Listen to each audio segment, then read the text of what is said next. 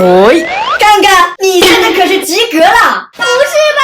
他改了，但又没改呀，也太容易发现了。谁翻了垃圾啊？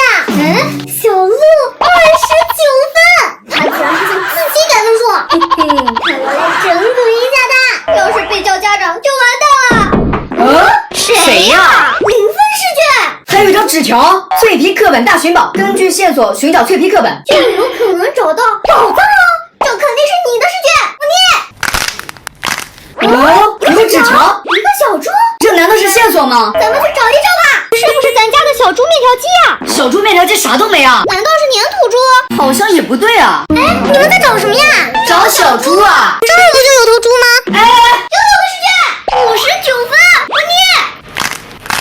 臭，这是啥？自热火锅，正好我饿了，我开。哇塞，88分哎，我捏。我抽，画的是啥呀？我也看不懂啊。这好像头上长了个小骨头啊。不对，这明明是帽子。哦，我知道了，帽子在这里，拿开。怎么是空的呀？这家里哪还有啊？哎，你在干嘛？我在玩抓球机呢。抓球机？起开，别挡我！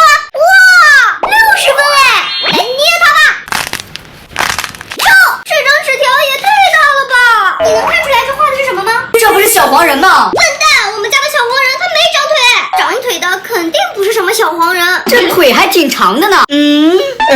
好像是这个呀。试卷不就藏在它后面吗？49分，赶紧给它捏掉。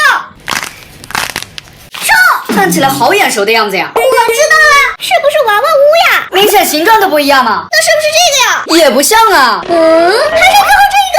就是它，就是它。芝麻开门。哇，这是张100分的试卷哎，我捏。